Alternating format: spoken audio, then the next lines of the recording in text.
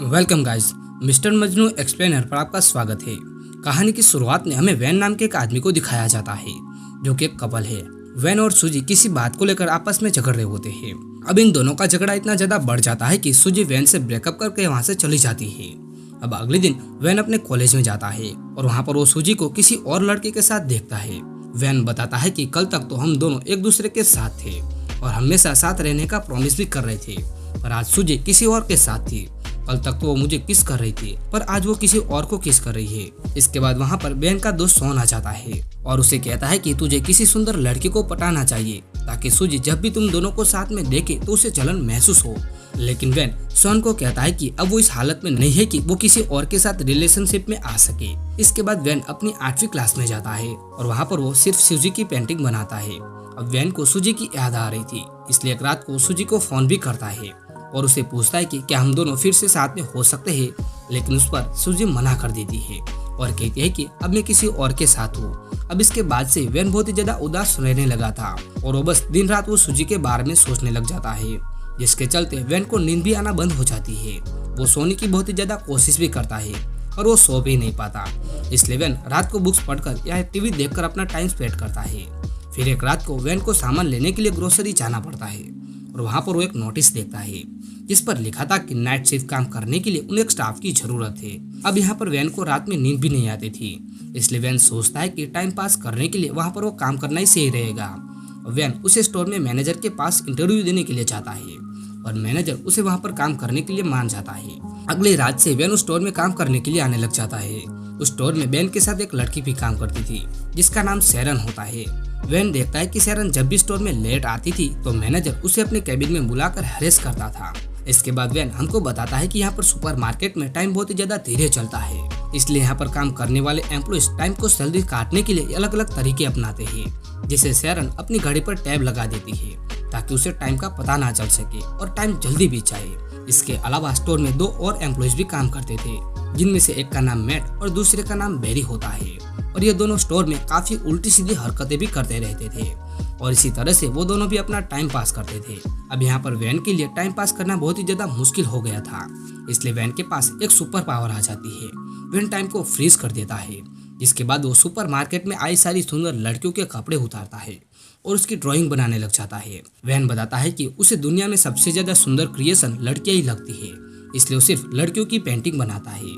अब वैन ऐसी लड़कियों की ड्राइंग बनाकर अपना टाइम पास करता है और जब वैन टाइम को वापस नॉर्मल करता तो बहुत ही ज्यादा सारा टाइम बीत जाता था। इस वजह से वैन को स्टोर में ज्यादा काम भी नहीं करना पड़ता था। अब ऐसे ही कुछ दिन बीत जाते हैं और फिर एक दिन जब वैन काम कर रहा होता है तो वहाँ पर शेरन उसके पास आ जाती है। फिर वैन अपने लॉकर में से एक सैंडविच निकालता है तो उसे देखकर शेरन कहती है कि उसे बहुत ही ज्यादा भूख लग रही है, तो वो पूछते हैं कि क्या मैं सैंडविच खा सकती हूँ। अब वैन उसे हाँ बोल देता है और शेरन को सैंडविच खिला देता है। शेरन जब वो सैंडविच खा रही थी तो वैन उसे देख रहा था और वैन के मन में शेरन के लिए काफी फीलिंग्स भी जागने लगती है। इसके बाद वैन स्टोर में आ जाता है तो यहाँ पर उसे बेरी और मैट भी मिलते हैं। फिर वहाँ पर मैट वैन को कहता है कि आज रात को वो शेरन के साथ मूवी देखने जा रहा है, जिसके बाद वो शेरन के साथ इंटीमेट होने वाला है। अब ये बात सुनकर बैन को बहुत ही ज्यादा बुरा लगता है और वो सोचता है कि जब भी वो किसी लड़की को पसंद करता है तो वो लड़की उसे छोड़कर चली जाती है। वैन बताता है कि जब वो छोटा था तो एक लड़की को पसंद किया करता था और वो कभी भी अपने दिल की बात नहीं बता पाया। फिर एक दिन उस लड़की का हाथ टूट गया और उस पर प्लास्टर चढ़ गया।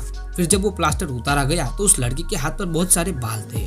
अब यह देखकर स्कूल के सभी लड़के उसे चिढ़ाने लग जाते हैं। फिर एक दिन वैन उस लड़की के पास आता है और उसे कहता है कि तुम जैसी भी हो मुझे बहुत ही ज्यादा अच्छी लगती हो, या तुम मेरी गर्लफ्रेंड बनोगी। और इस बात पर वो लड़की खुश हो जाती है और उसे हाँ कह देती है। इसके बाद वो लड़की वैन को स्कूल के पीछे ले जाती है और उसे किस करने की कोशिश करती है और वैन उसे किस नहीं करता और उठकर वहां से चला जाता है। जाते जाते वैन उस लड़की को ये कहता है कि कल शाम इसी टाइम पर इसी जगह पर आ जाना, जिसके बाद हम दोनों किस करेंगे। पर वो देखता है कि लड़की तो यहाँ पर नहीं आई। फिर अगले दिन उसे पता चलता है कि उस लड़की ने स्कूल छोड़ दिया है और वो हमेशा के लिए एंटार्क्टिका शिफ्ट हो गई है। इसके बाद हमें स्टोर के मैनेजर को दिखाया जाता है जो कि वैन और बाकी एम्प्लॉइज को अपने पास बुलाता है और कहता है कि कल हमारा एक फुटबॉल मैच है। फिर अगले शाम सभी लोग मैच खेलने के लिए जाते हैं, लेकिन यहाँ पर वैन और उसकी टीम को सही से मैच नहीं खेल पाते क्योंकि वहाँ पर किसी को भी फुटबॉल खेलना नहीं आता था। इसलिए वैन गेम्स में बहुत ही ज्यादा बोर हो चुका था, इसलिए वो टाइम को फ्रीज कर देता है।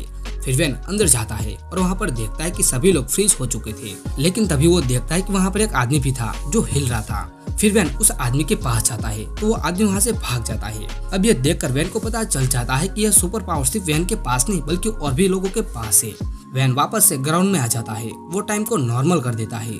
लेकिन जैसे वो टाइम को नॉर्मल करता है तो वैसे मैट फुटबॉल को लात मारता है और वो फुटबॉल जाकर सीधा मैनेजर के मुंह पर लग जाती है और उसके मुंह से खून भी निकलना शुरू हो जाता है।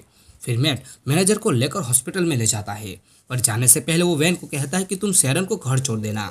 लेकिन यहाँ पर वैन घर जाने से पहले शेरन को अपने साथ कॉफी पिलाने के लिए ले जाता है। वहाँ पर वैन शेरन से पूछता है कि क्या तुम्हारे और मैट के बीच कुछ चल रहा है, जिस पर शेरन उसे कहती है कि हम सिर्फ एक अच्छे दोस्त हैं और हम दोनों के बीच कुछ ऐसा भी नहीं है।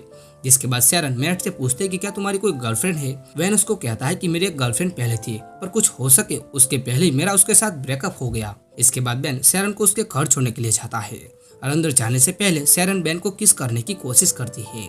लेकिन वैन बहुत ही ज्यादा नर्वस हो चुका था, इसलिए वो शेरन के गाल पर किस कर देता है। जिसके बाद शेरन मुस्कुराकर घर के अंदर चली जाती है।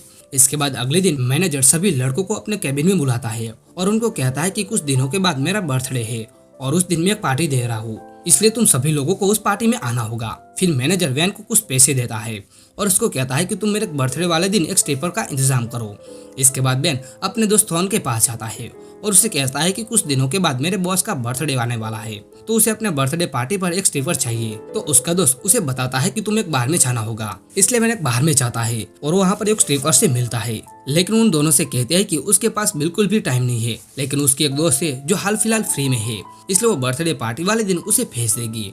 फिर अगले दिन बेन स्टोक के वापस टाइम को फ्रीज कर देता है, लेकिन इस बार वो सिर्फ शेरन की पेंटिंग बनाता है। फिर कुछ देर बाद शेरन बेन के पास आती है और उसे कहती है कि क्या तुम मेरे साथ मैनेजर की पार्टी में चलोगे। बेन उसे हाँ बोल देता है। जिसके बाद शेरन वैन को किस करती है और वहाँ से चली जाती है। अब जब शेरन वैन को किस किया था उसके बाद से वैन को रात में बहुत ही ज्यादा अच्छी नींद आने लगी थी। फिर अगले दिन मैट और बैरी वैन को फोन करके उसके साथ एक प्रैंक करते हैं।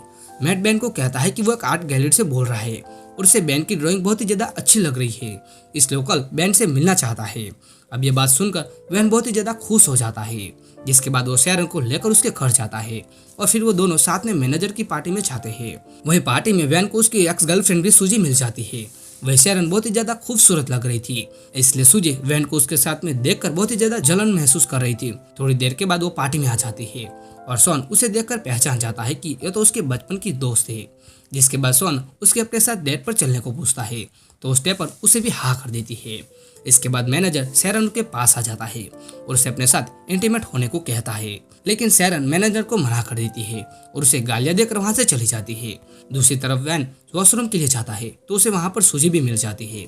सूजी वैन को कहती है कि उसे गलती हो गई है और वो वैन के साथ वापस रिलेशनशिप में आना चाहती है। अब ये सब भूलकर सूजी वैन को किस करने लग जाती है, पर वैन सूजी को खुद से दूर कर देता है और कहता है कि अब वो शेरन से प्यार करता है। नीचे शेरन और वैन सूजी को किस करते हुए देख लेती है और वहां से चली जाती है। अब ये देखकर वैन टाइम को फ्रीज कर देता है और शेरन के पास जाता है। अब वैन को समझ नहीं आ रहा था कि वो शेरन को क्या बताए। अब हमें दिखाया जाता है कि उसे टाइम को फ्रीज किए हुए 2 दिन बीत चुके हैं, पर अभी भी उसके पास शेरन को देने के लिए कोई जवाब नहीं था। फिर वैन वापस टाइम को नॉर्मल कर देता है और शेरन वहां से चली जाती है। इसके बाद वैन शेरन को मनाने के लिए उसके घर जाता है, पर शेरन वैन से चिल्लाने लग जाती है और उसे अपने घर से बाहर निकाल देती है।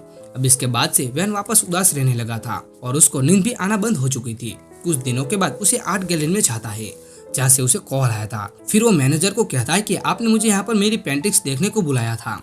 यह सुनकर मैनेजर कहता है कि मैंने तो तुमको कोई कॉल नहीं किया, और तब बेन को समझ आ जाता है कि उस दिन फोन पर मैट था। फिर बेन उस मैनेजर को सॉरी बोलकर वहाँ से जाने लग जाता है, पर मैनेजर बेन को कहता है कि जाने से पहले मुझे तुम्हारी पेंटिंग्स देखनी है। फिर मैनेजर जब उस पेंटिंग को देखता है तो उसे वो बहुत ही ज्यादा पसंद आ जाती है। फिर मैनेजर वेन को कहता है कि कल तुम अपॉइंटमेंट लेकर हमसे मिलना, हम तुम्हारी इन पेंटिंग्स का प्रदर्शन करेंगे। अब ऐसे ही कुछ दिन बीत जाते हैं और फिर एक दिन शेरन के घर एक इन्विटेशन कार्ड आता है जो बेन ने उसे भेजा था।